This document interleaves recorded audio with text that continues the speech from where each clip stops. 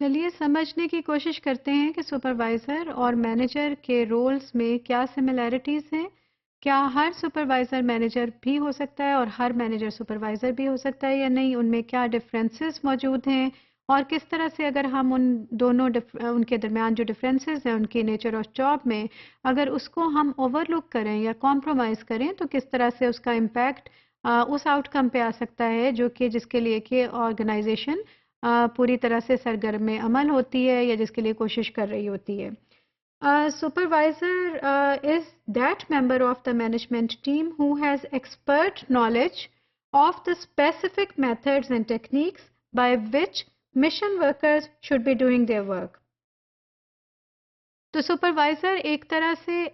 ایک ایسی management team کا حصہ ہوتا ہے کہ جس کا کہ کام بہت اسپیشلائزڈ ہوتا ہے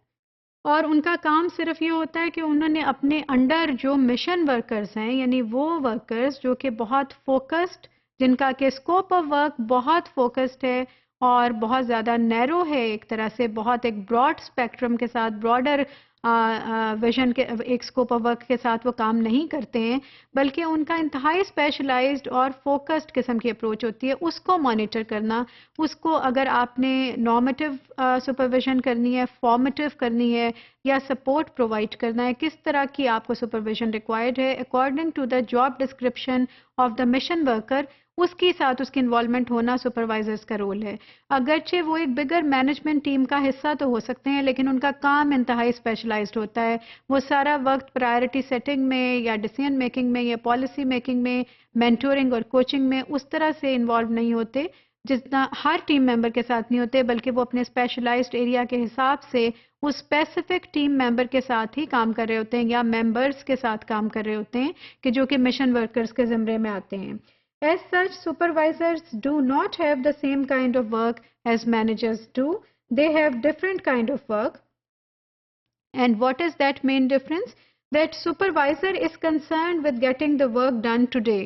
ہر سپروائزر ایک چونکہ ایک فوکسڈ اپروچ کے ساتھ چلتا ہے ایک step by step incremental approach یا پروسیجر کو فالو کر رہا ہوتا ہے تو بہت لانگ ٹرم پلاننگ کے ساتھ سپرویژن نہیں کی جا سکتی جو کہ پیور سپروائزرز کے رول میں جو لوگ کام کر رہے ہوتے ہیں. وہ day to day goal setting ہوتی ہے ڈے ٹو ڈے ان کی ورکنگ ہوتی ہے ان کے اوپر ایک طرح سے آپ سمجھیے کہ ایک گینٹ چارٹ پہ اس طرح کا ایک میکنزم بنتا ہے کہ اس ٹائم تک یہ کام ہونا چاہیے اس ہفتے میں یا ان دنوں میں یا آج کے دن میں جس کو کہ وہ فالو کرتے ہیں. اور سپروائزر انشور کرتا ہے اس کا کام یہ نہیں ہے کہ وہ یہ اسیس کرے کہ کام صحیح ہے جس کو ہم نے اختیار کیا ہے وہ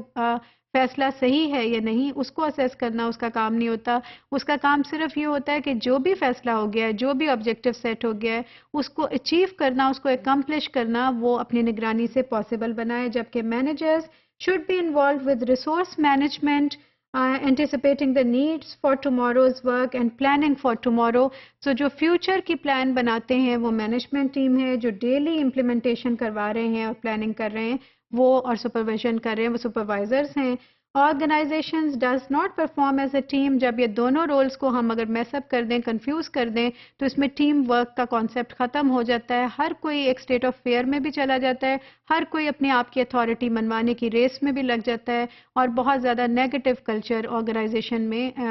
پیدا ہونا شروع ہو جاتا ہے. سپروائزرز بہت امپورٹنٹ رول پلے کرتے ہیں اور ان کے اگر ہم رول پہ نگاہ دوڑائیں تو یہ 3 طرح کی میجر اس میں جو فیچرز نظر آتے ہیں یا رسپانسبلٹیز جو یہ ادا کرتے ہیں ان 3 میجر رسپانسبلٹیز میں شامل ہے ہیڈ آف ورک گروپ ہونا coordinator with other supervisors and management member ہونا کسی بھی ٹیم جو مینجمنٹ ٹیم ہے اس کا ممبر ہونا. یہ 3 فنکشنز ہیں جو کہ سپروائزرز کی میجر رسپانسبلٹیز میں شامل ہوتے ہیں.